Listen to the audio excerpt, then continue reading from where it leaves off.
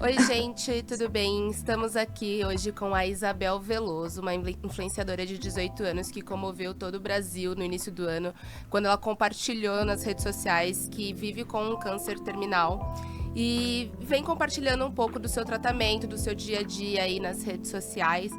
A Isabel é estudante de psicologia, estava estudando psicologia até receber o diagnóstico de que o câncer que ela tem não tem mais tratamento, né?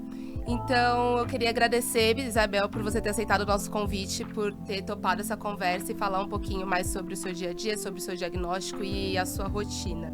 Muito obrigada. Eu que agradeço, o prazer é meu de estar aqui. Eu queria que você começasse falando um pouco como que, né, quando foi o seu primeiro diagnóstico de câncer? Com quantos anos você descobriu? Eu descobri quando eu tinha 15 anos que eu tive meu primeiro diagnóstico do linfoma. Certo, é o linfoma de Hodgkin, né? Como Isso. que é mais ou menos assim, caracterizado esse tipo de câncer? Ele é um câncer que tem uma faixa etária de desenvolver entre recém-adolescentes, ali pela faixa etária dos 13 anos, começa a desenvoltura da doença, prevalece até os 20 e depois ele só retorna a ter, assim, na população acima dos 60 anos. Então, eu obtive ele com os 15 anos, que é quando as células de defesa do nosso corpo, os glóbulos brancos, eles começam a crescer e a se multiplicar de uma forma muito desordenada, né? Que é onde essa parte do nosso corpo ela é responsável pela parte de defesa, por isso que é o do sistema linfático, que ele produz a linfa no nosso organismo. E é um câncer de sangue, né? Porque essa linfa, ela passa pelo nosso sangue para proteger do nosso corpo de infecções, de bactérias e outros micro-organismos. Só que ele acaba criando uma disfunção. Então, quando você começa a ficar doente com o linfoma, você fica muito mais suscetível a infecções porque ele não está funcionando da maneira correta. Certo, entendi. Eu vi nas suas redes sociais que você compartilhou em setembro do ano passado que você tinha se curado, né, do câncer, ia fazer a sua última quimioterapia. Aquela tinha sido a primeira vez ainda que você estava tratando a doença ou a segunda vez?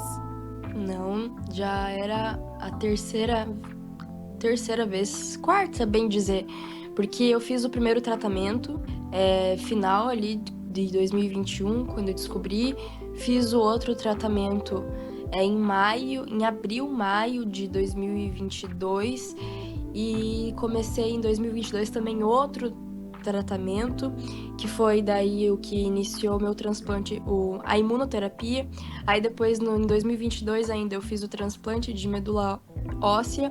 E em 2023 eu retornei a fazer um tratamento da imunoterapia que eu fazia antes do transplante para a doença não voltar mais. Então era uma quarta linha ali, terceira linha de tratamento já. Entendi. Quando você postou aquilo, né, você fez um post bem emotivo falando da sua recuperação, do fim, né, da quimioterapia, mais uma vitória.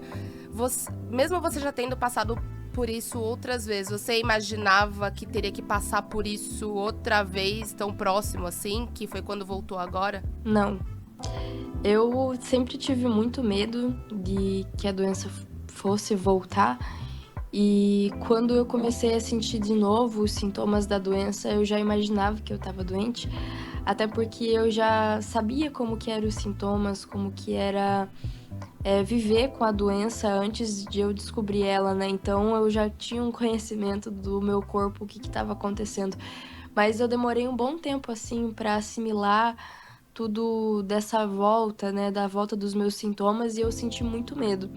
Mas eu não imaginava que ele voltaria tão cedo. Eu, bem no fundo, assim, acho que todo paciente oncológico tem uma sensação de que você vai ficar doente de novo, mas é mais por conta do medo.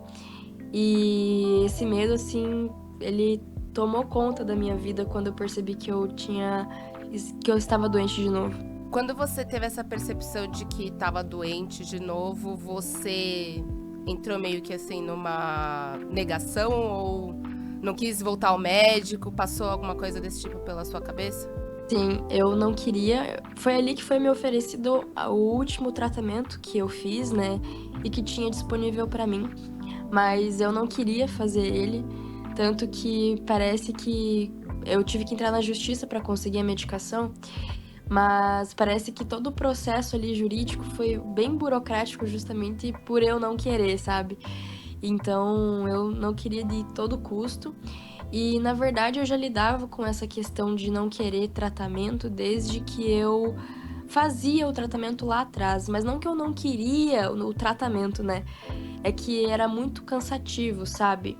O Muito sofrimento não. pesado, então, quando eu percebi que eu ia ter que me submeter de novo a um tratamento, eu entrei em uma negação bem grande, assim. Mas no final eu realizei, mas eu fui proibida de utilizar a dose, né, por conta que me deu uma reação muito grave da mesma. E aí já logo te ofereceram os cuidados paliativos que você tem feito agora? Então, na verdade, eu nem fui instruída que seria o cuidado paliativo direto pra mim, né? Uhum.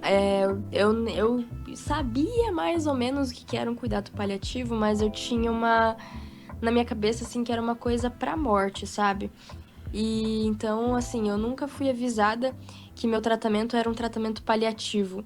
Porque aquele tratamento que me ofereceram já era um tratamento, assim, pro resto da minha vida, sabe? Sim. Então seria um tratamento paliativo, mas eu nunca fui avisada sobre isso. Só a única coisa que a médica falou pra mim é que eu faria um tratamento que não me curaria mais, mas que só manteria o tumor estabilizado.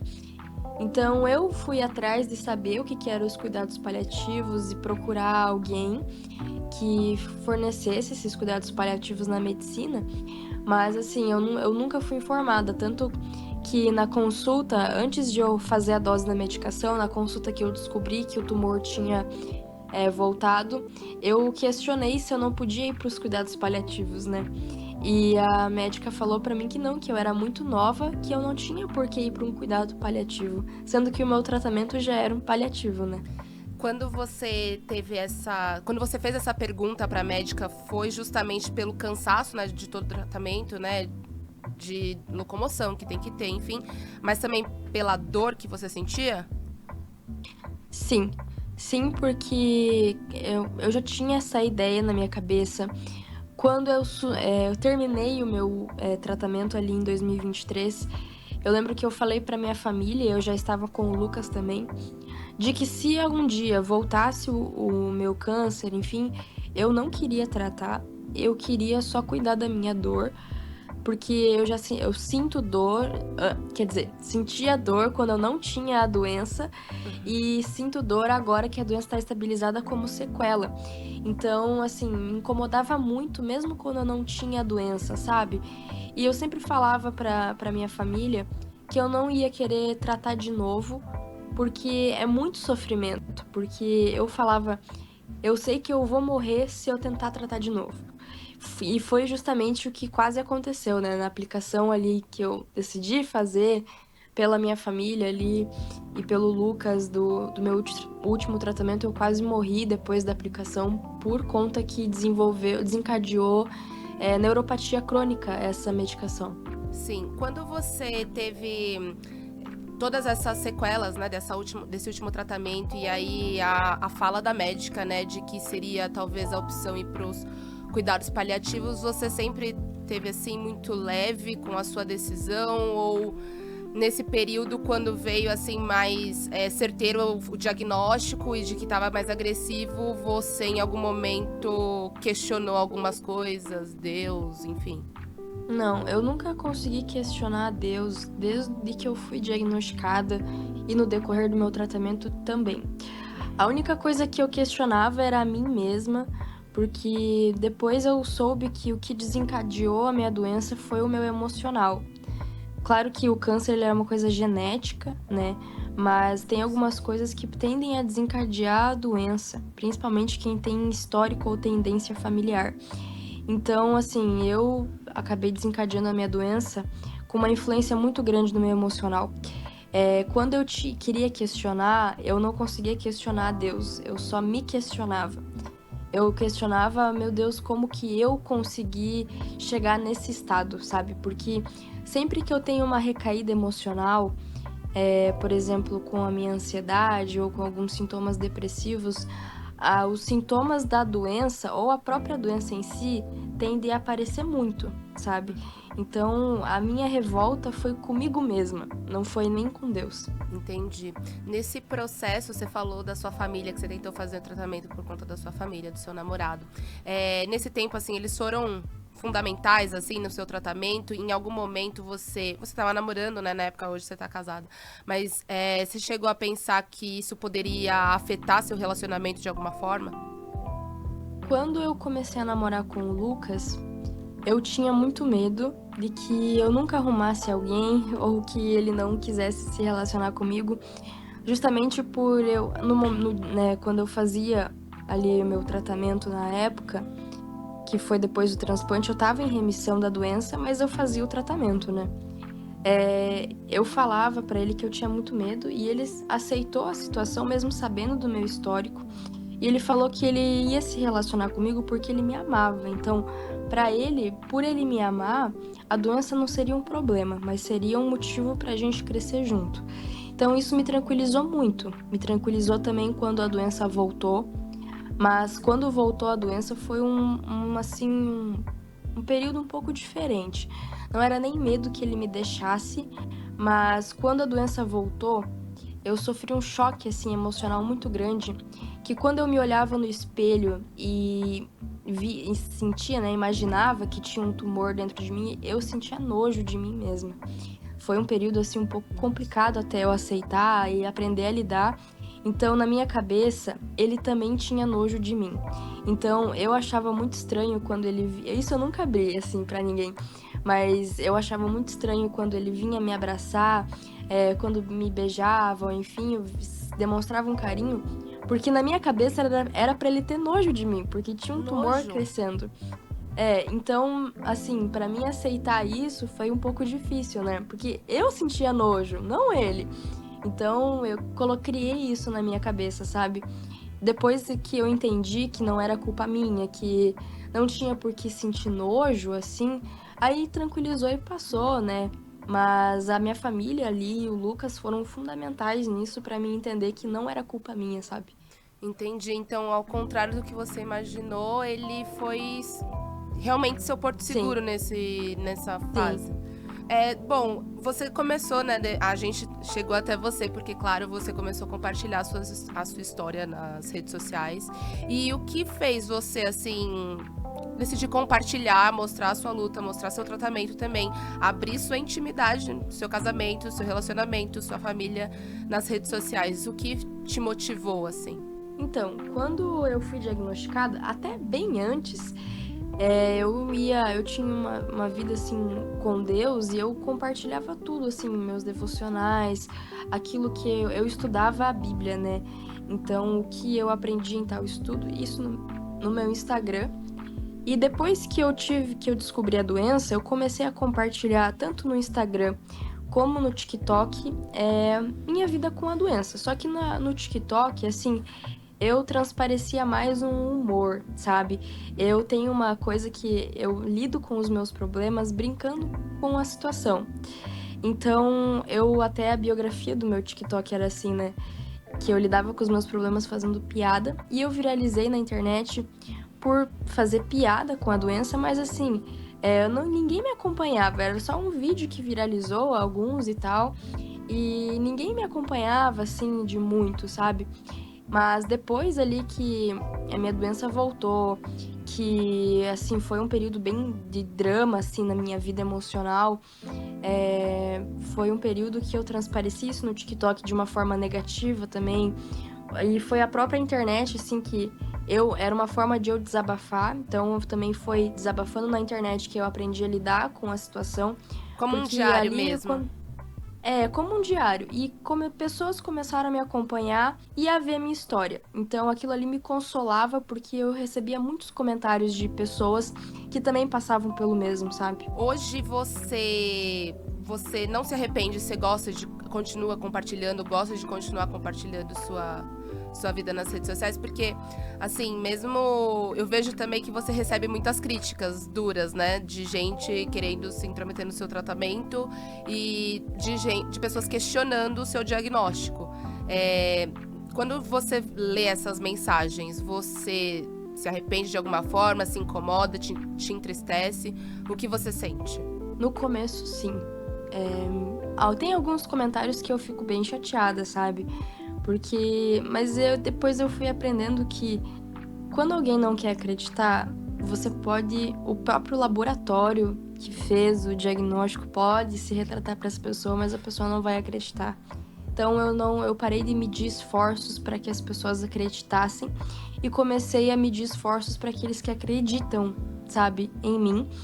E ali mudou essa situação, mas no começo, quando eu comecei a receber dúvidas e críticas pela forma mesmo como eu lido com a doença e pelo modo assim como eu cresci na internet, porque assim, eu não pedi para as pessoas me seguirem, sabe?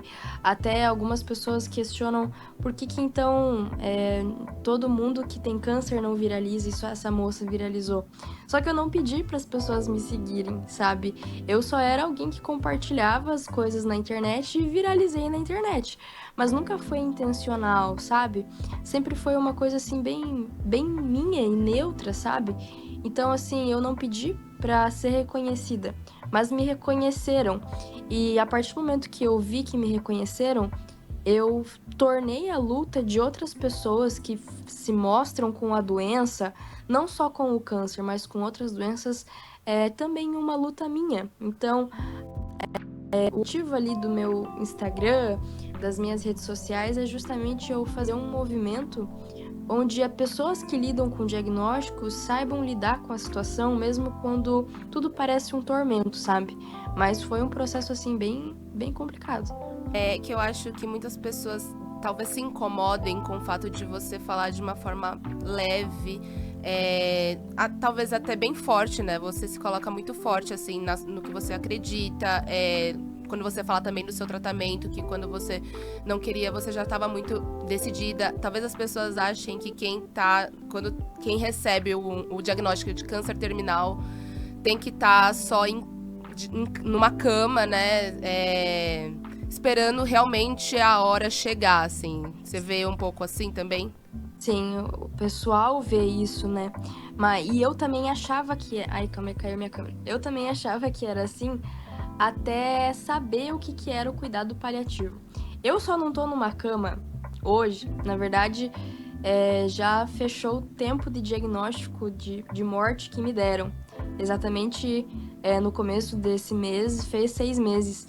Então, assim, eu só não faleci ou eu só não tô numa cama justamente porque eu conheci a tempo os cuidados paliativos. Foi logo no começo do meu novo diagnóstico, não tinha dado nem um mês do meu novo diagnóstico. Então, assim, foi um tempo ali onde eu conheci a tempo e encontrei um tratamento para a dor, que seria o canabidiol, e justamente por coincidência o canabidiol influenciou no meu crescimento tumoral e estabilizou a doença. Então, assim, eu faço acompanhamento nos cuidados paliativos para tratar os meus sintomas e me proporcionar qualidade de vida. Só que algumas pessoas têm algumas situações, por exemplo, assim, vamos supor que tal pessoa tem o seu pai que passou por um câncer e quando ele entrou nos cuidados paliativos, ele começou a vegetar e ele não deu muito, ele faleceu. Só que são casos e casos. A minha doença, quando eu descobri ela de volta, ela não estava tomada pelo meu corpo. Ela estava na região que eu tinha a doença antes, que era o meu tórax e o meu pescoço. O que me colocou como um paciente sem cura, ali paliativo e terminal, vamos dizer assim, foi justamente essa coisa de que não tinha mais tratamento disponível para mim, justamente por eu ter contraindicação para algumas medicações e quimioterapia não funcionar. Então não tem ali o que controle minha doença em questões quimioterápicas. Por isso, eu não faria mais um tratamento também, sabe? Então, tipo assim, isso que me encurralou, assim. Mas hoje, minha doença estabilizada, ao invés, assim, do pessoal ficar feliz com isso, entre aspas, né? Eles questionam por que eu ainda não morri, sabe? Isso, de fato, no começo me incomodou muito. Mas depois eu entendi, né, que por mais que existem minorias, existe uma grande maioria que torce por mim, sabe? Entendi. é bem forte isso que você fala, das pessoas torcerem, te questionarem de por que você ainda não morreu. Isso hoje ainda te incomoda, te pega, né? Imagino. Sim, pega um pouquinho, assim, na realidade. Mas hoje, como você estava falando, a sua doença está estabilizada e esse é o novo diagnóstico, né? De que está estabilizada, não Sim, avançou nem regrediu. Tá numa linha, sim. no mesmo nível que estava quando você redescobriu em janeiro. Tá menor. Quando eu fiz ali o exame que mostrou que minha doença estava ativa de novo, eu tinha mais, assim, é que o linfoma ele é um aglomerado de tumorzinhos pequenininhos que se juntam e viram um Uhum, tumor grandão, sabe? sim. Quando eu descobri o meu primeiro diagnóstico, em 2021, ele tinha mais de 17 centímetros. Ele era imenso, sabe? Eu ocupava meu tórax inteiro e tanto que quando eu ficava de lado no exame de imagem, mostra uma imagem que eu tô de lado, começou a passar a minha coluna, então ele era bem grandão, sabe? Então, assim, depois ele foi regredindo de tamanho. E quando eu descobri de novo, ele não tinha aqueles centímetros exatos, porque ele era vários ali espalhados, né? Mas depois que eu fiz aquele primeiro tratamento, a primeira dose, e logo comecei o uso do canabidiol, que ele tem um efeito que atinge ali o crescimento tumoral, eu tive uma diminuição muito grande. Hoje, o tamanho dos tumores se encontram em 6 milímetros, o maior. Eu tenho um tumor, os tumores maiores são o do meu pescoço, que é desse lado direito, e também do lado esquerdo do meu pulmão, que eu tenho um tumor do lado do pulmão, não é nem no órgão. Então, eles ali são os maiores, que é os de 6 milímetros. Uhum. Mas apesar dessas críticas de pessoas questionando, né, essas coisas ruins, ainda assim eu vejo que tem muita gente falando sobre milagres e que acreditam na sua cura. Essas mensagens, elas te fazem mais forte, te fortalecem? Ou você... Pode ser que te incomode também. Você se incomoda ou você acha que te fortalece? Não, me fortalece. Essas pessoas que eu vejo que estão comigo, assim como eu luto pela causa delas, também lutam pela minha. São pessoas que me motivam, justamente por essas pessoas que eu não desisti, assim, de colocar a minha história na internet, sabe? Uhum. Então, realmente me ajuda muito a perceber também que eu não tô sozinha, porque tem várias pessoas que se encontram na mesma situação, pior ou um pouco menos do que eu, mas com a mesma doença ou o mesmo diagnóstico. Então, me conforta muito saber que eu não tô sozinha e que de alguma maneira eu consigo encontrar assim paz nessas pessoas e elas encontram paz em mim. E levando assim nesse viés, né, de você encontrar alento, né, uma fortaleza ali nas mensagens que as pessoas te mandam. Hoje em dia, assim, você, já que a doença está mais estabilizada, você tem feito planos para o futuro, de repente com seu marido, de um bebezinho, talvez. Você tem feito planos nesse sentido? Sim, eu faço muitos planos assim. Agora que meu prazo assim é um pouco maior, digamos, né? Na realidade, o meu prazo assim, ele se coloca como indeterminado, vamos supor, pelo prazo enquanto a doença está estabilizada. Porque eu espero que isso não aconteça dessa vez, mas toda vez que alguma coisa funciona pra mim, por exemplo, o que tá funcionando agora é o canabidiol, sabe? Sim. A doença ela cria ali uma resistência contra o ativo que eu tô usando, sabe? Sempre foi assim em todos os tratamentos. É uma doença bem resistente, uma doença refratária, que eles chamam. Então, assim, tá estabilizada enquanto pode, mas eu sei que quando a doença explodir, ela não vai parar de explodir, sabe? Uhum. Então, enquanto eu tenho o meu tempo, assim, indeterminado, eu faço muitos planos, sabe? Quer E o aproveitar ao plano máximo, claro. é aproveitar ao máximo. E o plano, assim, a longo prazo, vamos supor, de ter uma família, é um plano que eu e o Lucas a gente coloca muito pra nós, mas que a gente precisa ver e ter certeza se é o momento certo, sabe? Uhum. Porque, e outra coisa, e mesmo se conseguisse expor isso pra internet, seria uma coisa muito difícil, sabe? Sim. Porque uma vez eu expressei um desejo de que se eu pudesse, eu adotaria uma criança. Só que eu não posso adotar por conta da condição de saúde, então não é permitido a adoção. E eu sabia disso, mas eu só expressei um desejo, sabe? Que antes mesmo de eu ficar doente, eu sempre pensei na adoção e sempre apoiei a causa da adoção. Então, assim, quando eu expus esse desejo da adoção na internet, muita gente criticou. Então, você imagina se eu falasse na internet que eu e o Lucas, a gente vai ter uma família, por exemplo, sabe? Então, assim, é uma coisa que eu teria que, primeiro, estar bem emocionalmente, pra depois, assim, eu pensar em colocar em ação, porque eu sei que independente do que eu planeje e faça, sempre vai ter pessoas que vão criticar, mas eu preciso ter certeza, assim, no meu emocional, se quando criticarem eu vou saber lidar com essas críticas, sabe? Se Porque você vai estar eu também entendo, fortalecida. porque eu entendo que a gestação não é uma coisa fácil, assim, né? Eu sei que o emocional da mulher, ele fica muito mais frágil e afeta a criança. Então, assim, eu preciso estar bem emocionalmente também, né? Bom, Isabel, eu quero agradecer por você ter topado conversar comigo hoje. Quero, né, te desejar melhoras, claro que não tô, né? Quero que você continue seu tratamento, viva o máximo que você puder a sua vida da melhor forma que você achar. E quero agradecer por você ter topado conversar comigo aqui hoje. Eu que te agradeço. Muito obrigada por permitir que eu traga um pouco da minha história e a minha versão das coisas também. É um prazer ter falado com você e que Deus te abençoe muito. Amém, nos abençoe. Bom, gente, muito obrigada e a gente fica por aqui.